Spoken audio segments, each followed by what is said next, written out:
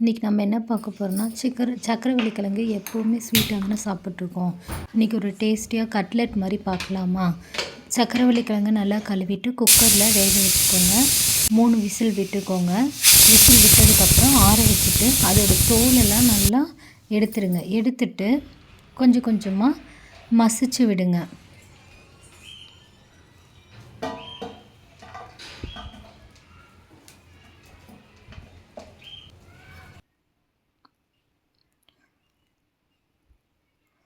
இல்லை உங்கள்கிட்ட மேஷர் இருந்துச்சுன்னா மேஷரில் கூட போட்டுக்கலாம்.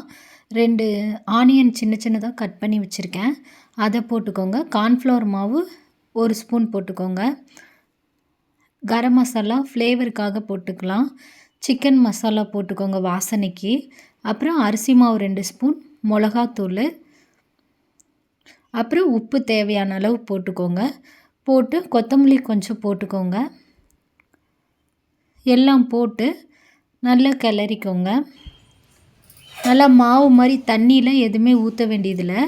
நீங்கள் நல்லா கொஞ்சம் அதுலேயே தண்ணி நிறையா இருக்கும் சக்கரவள்ளி கிழங்குல. அதனால் நீங்கள் நல்லா கொஞ்சம் பிசைஞ்சிங்க அப்படின்னா உங்களுக்கு அந்த பதத்துக்கு கரெக்டாக வந்துடும் உங்களுக்கு. ஓகேங்களா? இப்படி ஃபஸ்ட்டு பால் மாதிரி நல்லா ரவுண்ட் பண்ணிக்கோங்க. இந்த மாதிரி நீங்கள் கையில் பிசைஞ்சாவே உங்களுக்கு ரவுண்டு வந்துடும்.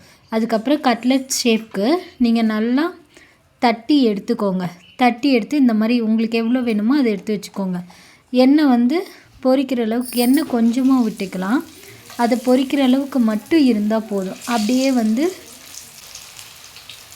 மெதுவாக போட்டு எடுங்க.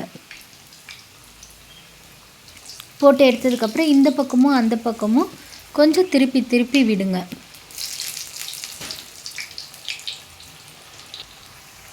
வெந்துருச்சு. நான் இந்த பக்கம் திருப்பி போட்டுக்கிறேன். அதே மாதிரி நீங்களும் ஒரு 10 நிமிஷம் பார்த்தீங்க. லைட் ப்ரௌன் இந்த மாதிரி ப்ரௌன் கலர் வர மாதிரி இருந்தால் போதும்.